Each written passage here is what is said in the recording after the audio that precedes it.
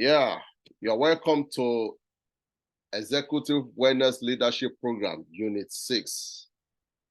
In this unit, we are going to be talking about our choice to uphold the dignity of my humanity. You know, we're basically what we have been doing since the beginning of Units 1, 2, 3, 4, up to this point, is that for us to overcome depression or emotional stress or trauma in our life, there are certain choices we need to make. And this also is one of the crucial choices that we need to make if we must maintain a healthy mental health. The choice to uphold the dignity of my humanity. There are some people, you know, we just finished talking about self-identity. There are some people who doesn't even believe they are human enough. They don't believe they are human enough. And I believe after this lesson, you are going to see yourself in the true light that your maker has actually projected you. The choice to uphold the dignity of my humanity, Otto Dobrin began by saying, and which is the I can say the catchy phrase that we use to, you know, capture the whole essence of this lesson, says, what is virtue? It is to hold yourself to your fullest development as a person and as a responsible member of the human community. So let me ask you, what does it mean to be human? Have you ever sat down to ask that question before? What does it mean to be human? Is it because you can talk? Is it because you can walk? Is it because you can engage in dialogue like we're having? Is it because we can have conversations together? What makes human human? Is a fetus in the womb a human, or is somebody who is already brain dead but part of the body are still functioning? Is it still human? How do you want to define a human? What does it mean to be human? Now look at what Ashley Matangu says in our wisdom quotes. Ashley Matangu says, the measure of a man's humanity is the extent and intensity of his love for mankind. So now let's begin to unpack that question. What does it mean to be human? What do you have to do, or what do you need to do that when you do it, then we can say you possess humanity within you? What does it mean to be human? Now the floor is open.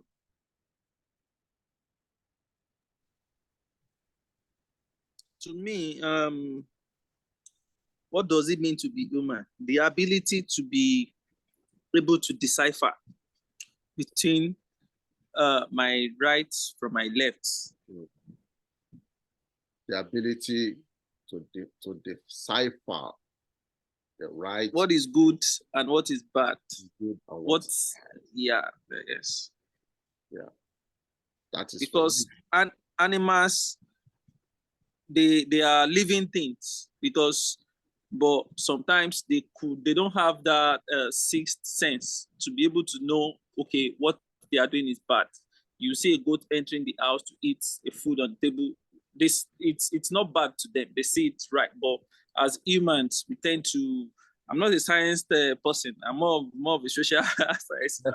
So I'm not going to go into biology like that. But to me, I believe you are human when you can differentiate between what is good and what is bad, and you are able to, stand and be responsible for, take responsibilities for any actions you are taking. Because, like you said, so there are so many people that are in coma, that they are still alive, but half alive, half dead. They on the bed, being in coma, they are, how will I put it? We can't. To me personally, I'm not a doctor and I'm not a science person. They can't really make decisions by themselves anymore until probably they recover fully and all. So I believe to be human is to be in your right senses, being able to differentiate between what is good and what is bad. Thank you. Thank you. I've written a book. My publisher has accepted to publish the book. It is called Creed to Grace Therapy. In fact, I would say that what we are doing now is going to complement that book, because this lesson and the book are going to be used concurrently. And then you will find some of the things we are talking about here, you will find them fully discussed in that book about what it means to be human.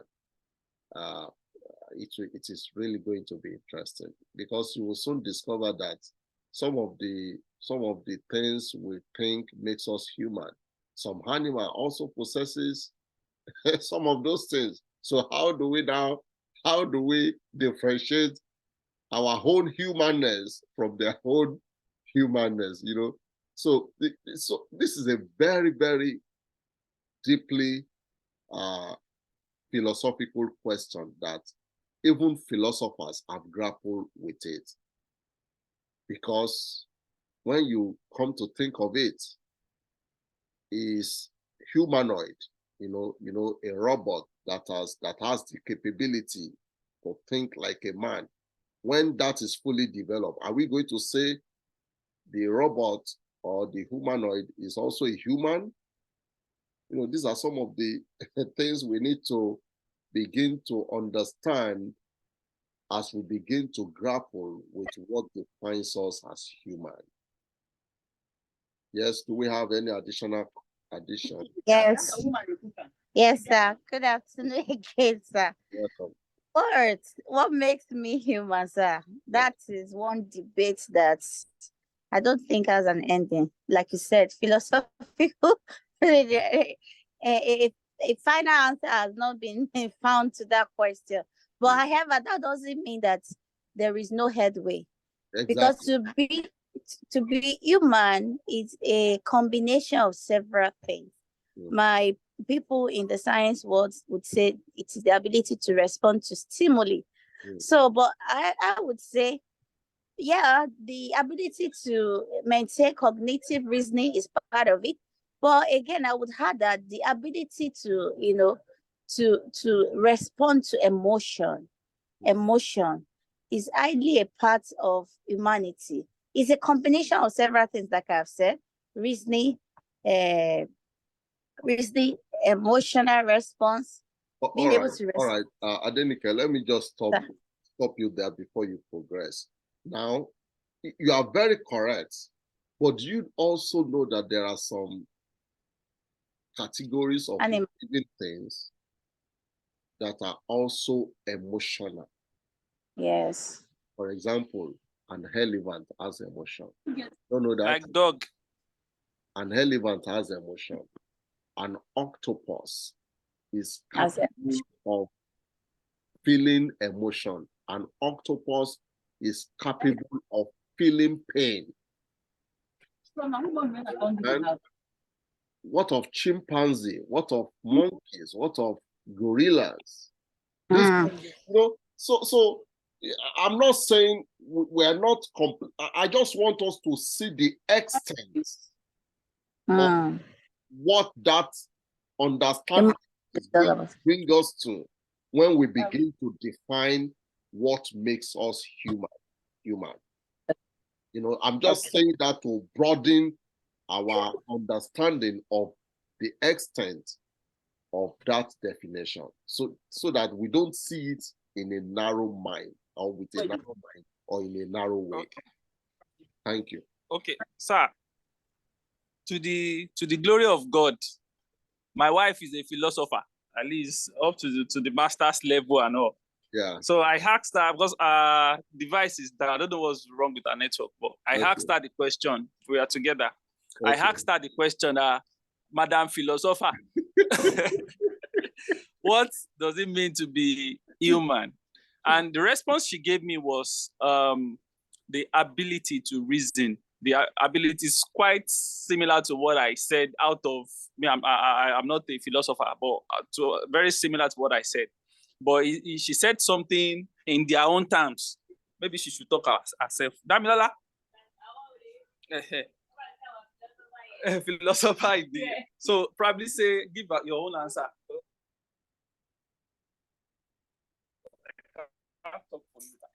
Good day, sir. Yeah, go ahead, Damilola. Hello, sir.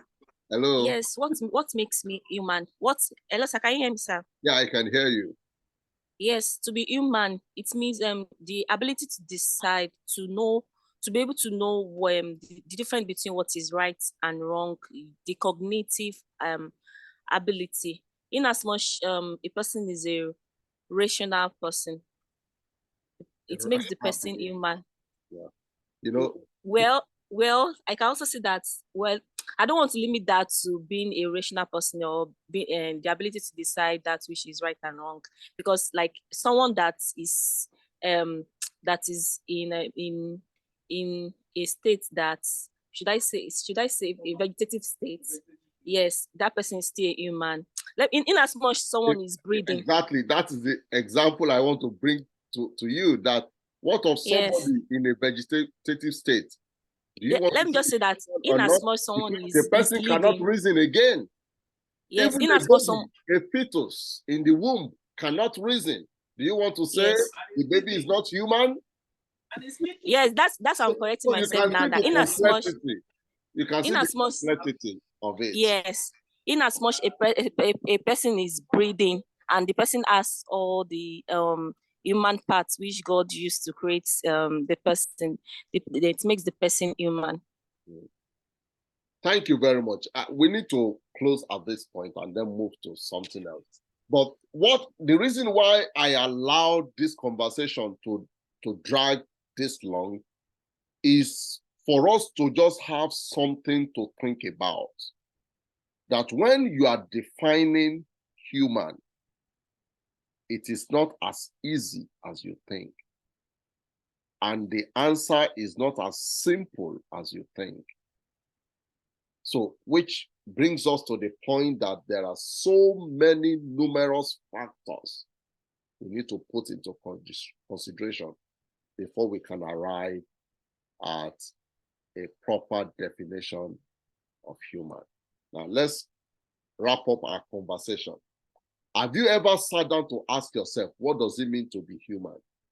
What are the basic features or characteristics to watch out for to conclude the extent of the humanness of a person? You know, the humanness can also have an extent. Do you know that? It can also have an extent. Is it because one can talk, run, walk, or is it because one can engage in intellectual discourse, like what Damilola said, ability to reason, rational thinking, ability to think rationally, or to coexist with our other fellow humans? That is very huge. And I want you to begin to process that in your mind as from this moment. Our leadership mindfulness thought, when people talk about dignity and humanity, what is being referred to is the inherent virtue that a person possessed. Of course, this can be stated in terms of a person's self-worth or self-respect. Now, what is dignity? That's another big question. What is dignity? Now, somebody said this, and I quote, we don't really know the person who said it, but however, I think it's very, very important.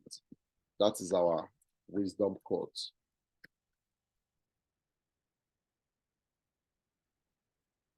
The greatest monument of a man is not a pyramid, but a record of service built upon a foundation of solid virtues, honesty, purpose, application, study, work, and kindness.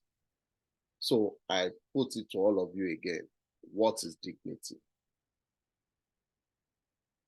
What is dignity? I believe we all understand what I mean when I say what is dignity.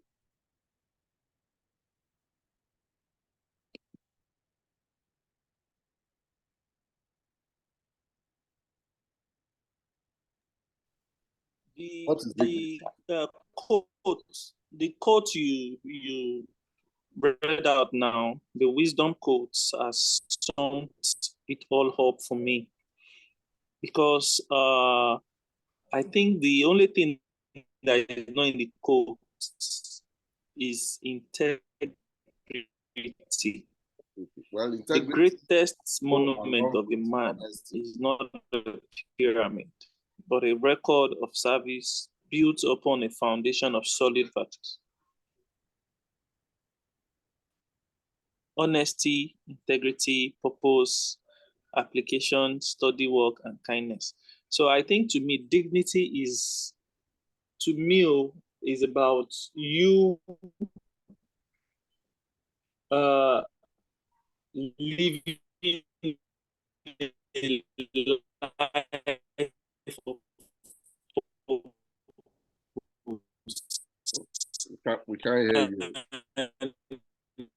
We can't hear you at all. You, it's a man of integrity. Oh, hello. We can't hear you, Toby. The network is poor. Can you hear me now? Yeah, we can hear you now. Okay, it's the network. I said, to me, I think to me, dignity is when you are a man of your word, when you are a man of purpose, a man of vision. Yeah. That is what dignity is to me. You say something and they meet it like that, not trying to, you say something and they will be trying to check you out. Thank you. Do we have any addition? Somebody else contributing to that? Okay, sir. For me, I believe dignity for me is the pride, the joy. The joy I derive from a particular enterprise or endeavor, or from something, the pride for me, that's dignity in it. Like, once I can, beat my chest and be like, okay, I am proud. I am proud of this. I'm joyful about what I have been able to achieve. And for me, basically, that's dignity. Now, I think it is Joy Udowu who is linking dignity with self-respect, winning self-respect for yourself, just like Adenike said, your pride, your dignity is your pride, which nobody should take away from you. Your dignity is your pride. Thank you, Joy Udowu. Now, let's wrap up a conversation. Mayowa also said dignity means to be righteous and to do the right thing always, doing right things always. And let's try and wrap up and see from our conversation summary.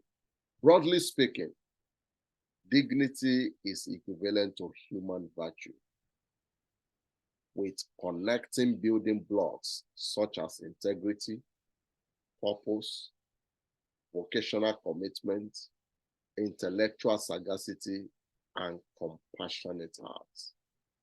That is what dignity is. And just like Adenike said, it is your pride. And it should not be taken away from you. You see, once your pride is taken away from you, you don't have dignity. wants all this virtue. And what is virtue? Virtue is character. So a man that has no character does not have dignity. A man that has no character does not have virtue. A man that has no character cannot be said to be a man or woman of dignity. So our leadership mindfulness thought says dignity is the upholding of the authentic self under every life circumstance without compromise. We must not compromise our innate virtuous living for any cheap human praise or popularity. We must remain true and committed to it at all times. Now let's go to the next question. Why is my dignity connected to my humanity? Why is my dignity connected to my humanity? This is what Albert Schweitzer says in our wisdom quote. He said, there is no higher religion than human service. To work for the common good is the greatest creed. Wow, what a powerful quote from Albert Schweitzer. So why is my dignity connected to my humanity? You can see us now linking the two together. Why is your dignity connected to your humanity? Now you can look at it from the wisdom quotes according to Albert Schweitzer, and then jump into it.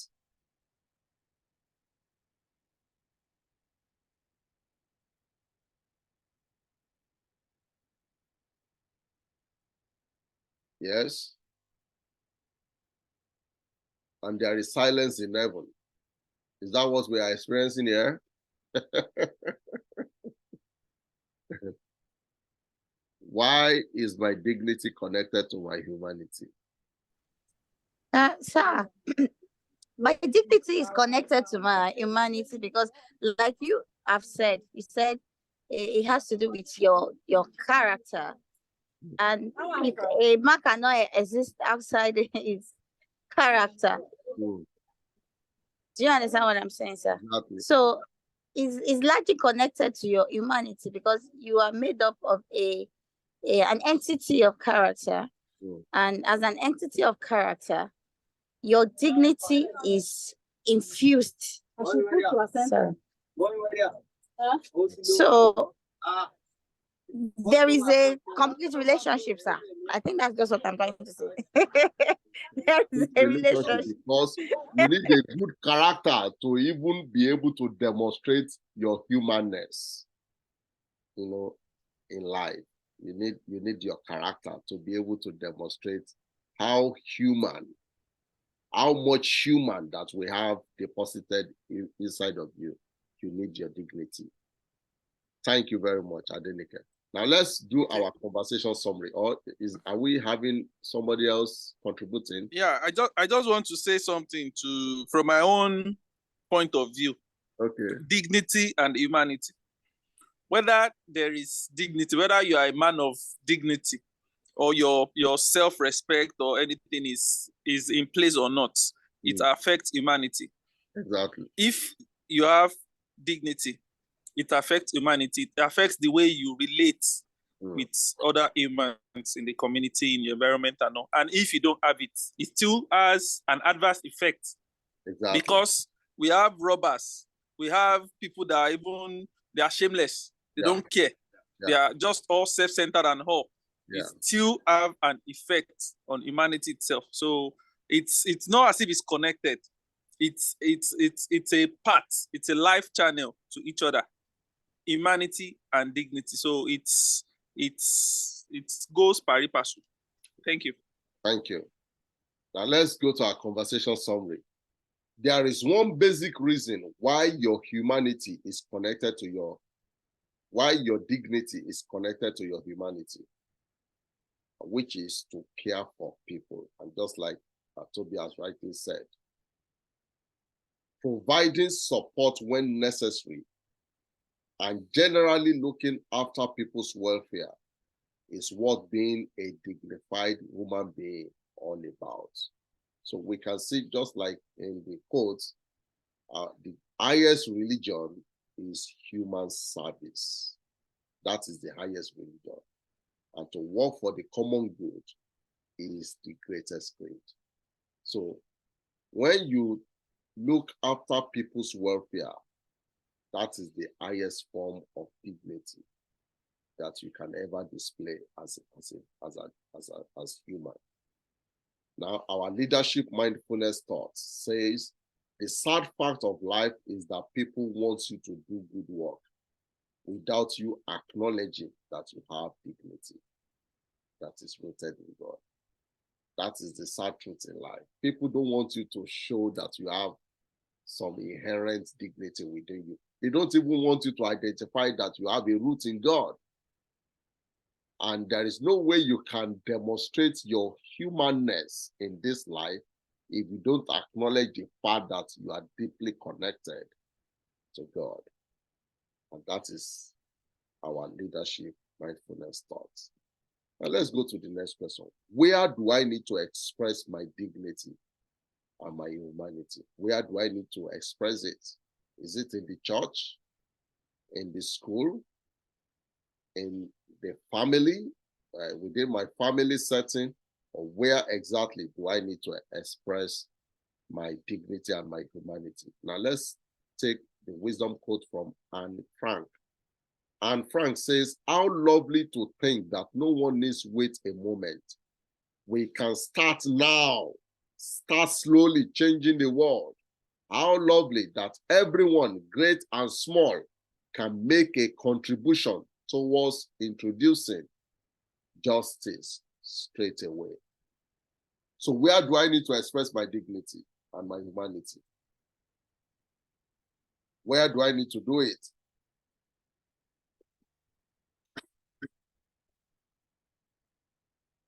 Yeah, let's continue to contribute. It begins from where we are, sir. From wherever we find ourselves. The environment. Exactly. Wherever we find ourselves, the environment we find ourselves, we need to start now. We may start slowly, it doesn't matter, but let's kickstart it. And then let's begin to change the world, one neighborhood at a time. Thank you very much. Do we have any additional contribution? We're almost done. We'll soon wrap up. Do we have any additional contribution? So let's do our conversation summary then. Unequivocally, our dignity and humanity should be expressed everywhere we find ourselves. There should not be any geographical constraints. For some people, the only time they can do good is when they are in the church. That should not be you.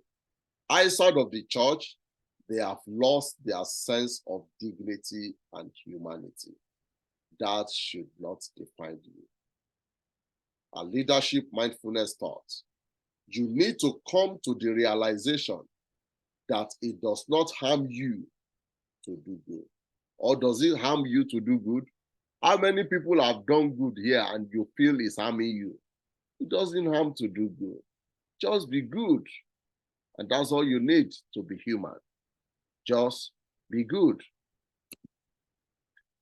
How do I need to express my dignity and my humanity? How do I need to express it?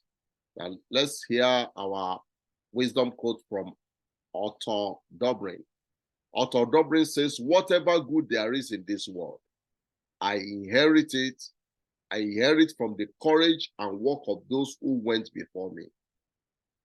I, in turn, have a responsibility to make things better for those who will inherit the heart from me." So, how do I need to express my dignity and my humanity?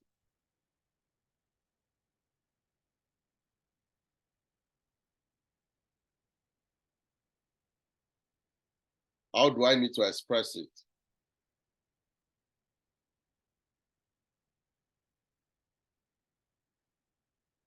How? Or should I just sit down? Hello, sir. Yeah, go ahead. from the wisdom quote itself, it said, whatever good there is in the world, I inherit from the courage and work of those who went before me. And in turn, I have a responsibility to make things better for those who will inherit the earth after me.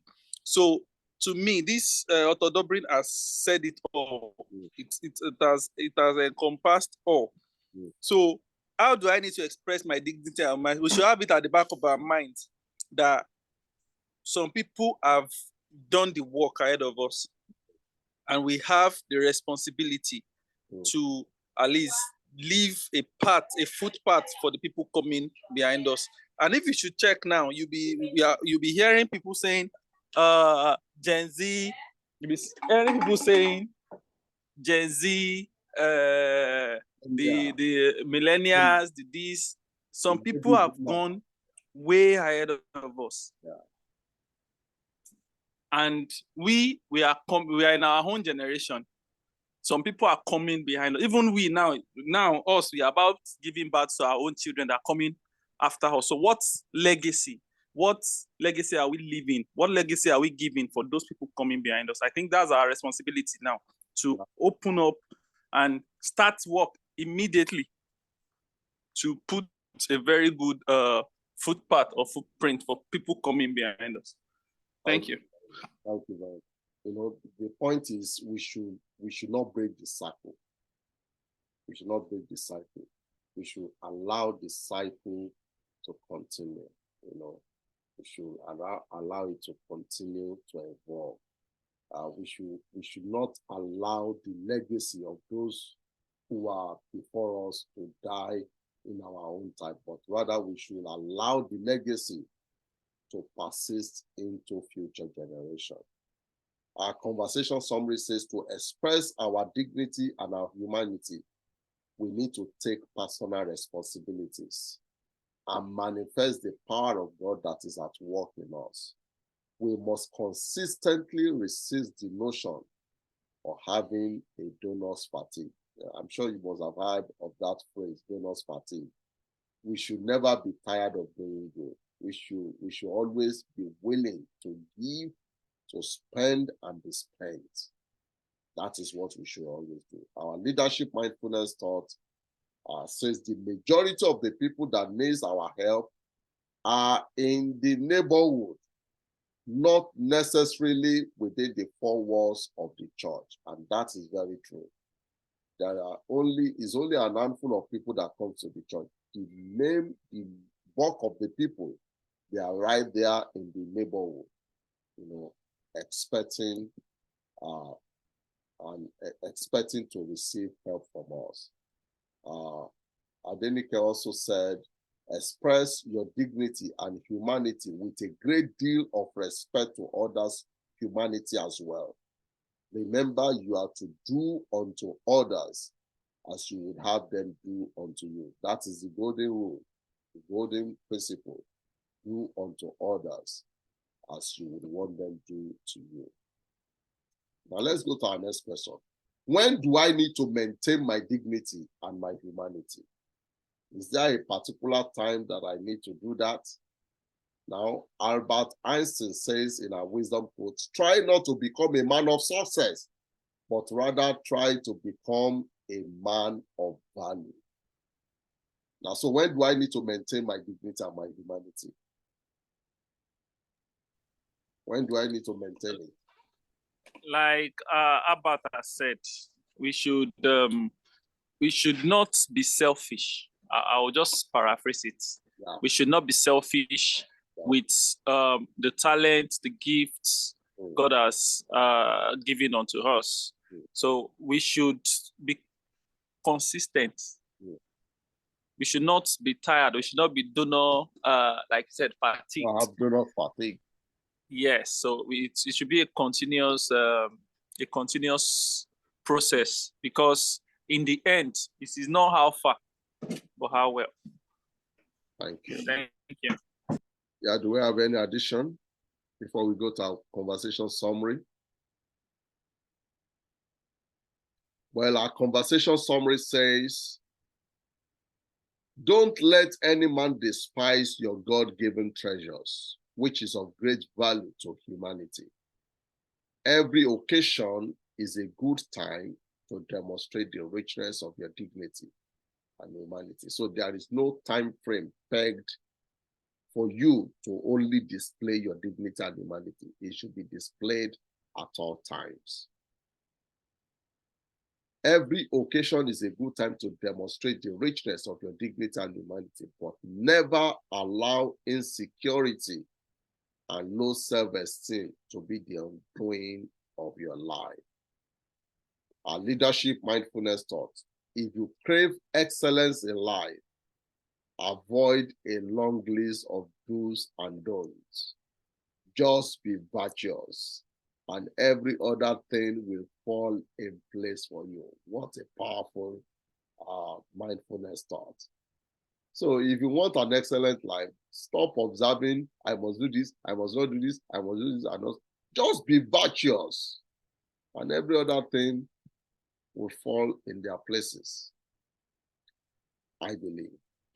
Now let's go to the last question, which is, who should help me to uphold my dignity and my humanity? You know, it's almost sounded like the question that we also grapple with in the other, in the choice to embrace my self-identity. Now, who should help me to uphold my dignity and my humanity? Now, let's talk about that for a moment. Now, our wisdom code says there is nothing more important in life than human beings, nothing sweeter than the human touch. Lee Atwater. So who should help me to uphold my dignity and my humanity? Let's engage. Okay. Who should help me to uphold my dignity and my humanity? Yeah. I think the question is like asking who should help me, who should feed me, or who should put food in my mouth. So there is nobody that will do it for you. Who will come and clean your mess for you?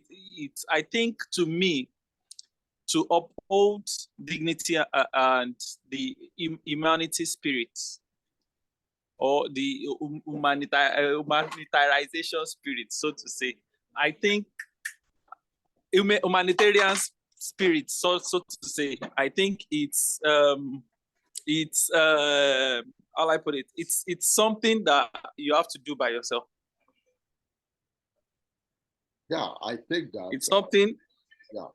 Sir? I think that everybody has a responsibility to do that. Yes, it's a personal decision.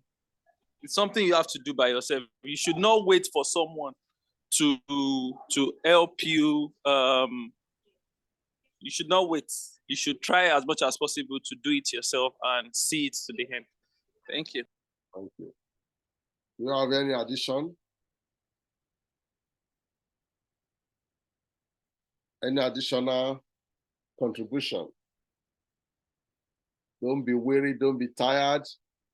Let's give it out. It's going to help somebody out there. Who should help me to uphold my dignity and my humanity?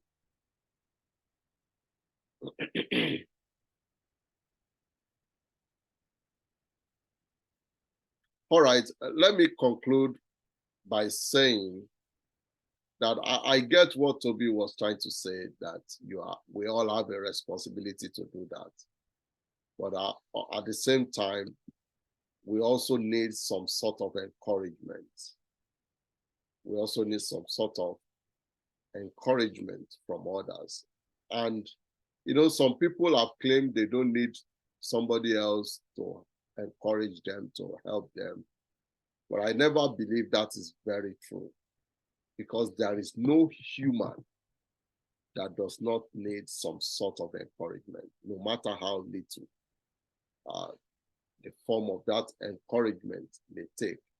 We all thrive on somebody patting us on our back and saying, well done, boy, well done, girl, you have done well. We all thrive on that. So we all need encouragement. And when we receive that kind of encouragement consistently, it helps us to have or to maintain our dignity and our humanity. And this is what our conversation summary says. Okay, before I go into that, let me take what Joy Idowu says. Joy Idowu says, you need to find people who understand your assignment and have been there before you. Such a person can encourage you. And then he also said, or she, I think she also said, you need to surround yourself with positive people. Those are very, very important. And of course, I think everything tallies with what we are going to say in the conversation summary, which says everyone in life needs a touch from someone. Even a wife needs a touch from the husband. Even the husband also likewise needs a touch from the wife. We need someone in our life to tell us we are doing well, or someone to keep us focused so that we don't give up, or someone to tell us not to lose hope in the face of adversity. I believe we are all in agreement with that. Is that all right? Is that all right? Don't we need somebody to just be there for us, just to give us a word of encouragement? Don't we need such people in our life? It's a fuel. It keeps us going. Exactly. When you see someone that is telling you, well done, it encourages us and it keeps us going. Exactly. We need it. It's a fuel for our life. Now, the leadership mindfulness thought says, I have never met a man or woman who does not need to be encouraged. You will never find such a man who does not need to be encouraged. We all need to be encouraged. So we have come to the end of this lesson. We didn't take too long in this. We're a little bit more time conscious, perhaps because some of us will need to go to other assignments. So do we have any question before we finally put a stop to this session? Any question? It will be welcome.